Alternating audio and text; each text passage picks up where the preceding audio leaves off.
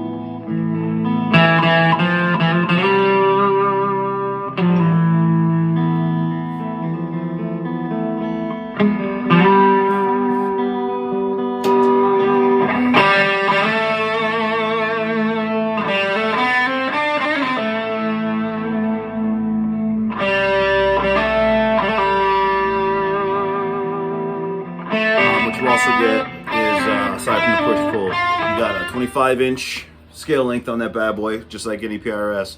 It's got a 10-inch radius, I believe. Yep, 10-inch radius. And, I mean, you get the PRS seal tuners, which, of anything on it, those are probably the only thing that's really given me a bit of pause. They're not amazing. They're okay. You know what I mean? It's all nickel hardware. You know, it's good. I like the wide, thin net carve. I'm a big fan of that. The nut is actually cut pretty well, I gotta say. I was, you know, when you get into the import stuff, even PRS, you expect, hey, maybe this might get missed. But these guys, Paul cares. Paul wants his guitars to be nice. And nice it is, I tell you. They got that little bevel carve there that they do that I am a huge fan of. Because it puts you somewhere in S2 territory. And I like the S2s. That's the most inexpensive USA PRS you can get, are the S2s. And they actually have the same pickups as well. The S2s come with these. So, I mean, you're not far off from getting everything you want in a PRS. You know, with the exception of crazy tops and all the nuttiness. So, oddly enough, after playing this for a while and stuff, this is a great guitar. I have no problem with it. But, you know, you guys know me, I have things. I have idiosyncrasies. And right off the bat, there's some stuff I want to do. Nothing, it's not a matter of improving how it sounds.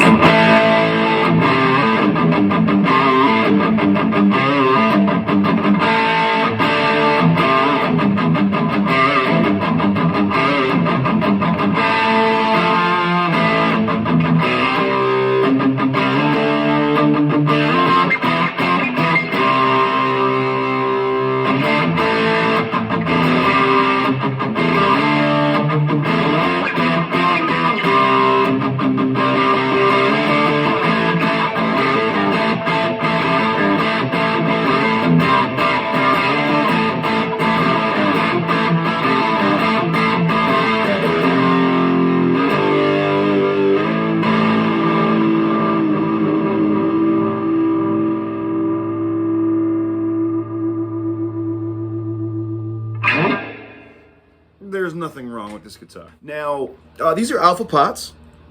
Nothing wrong with those. I think they're perfectly serviceable. People go out of their minds about, oh, you know, are my pots alphas? Are they ginseng from Korea? Are they CTS? CTS makes great stuff. Top of the line. But that doesn't mean that everything that's not CTS is awful.